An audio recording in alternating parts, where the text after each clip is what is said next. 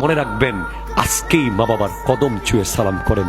জয়নুল আবেদিন কাদরি 3 বার accident করেছে, প্রত্যেকবার মৃত্যু নিশ্চিত হয় এমন অ্যাক্সিডেন্ট ছিল, কিন্তু আমার গায়ের একটা লোম ছিঁড়ে নাই, ছিঁড়বে না।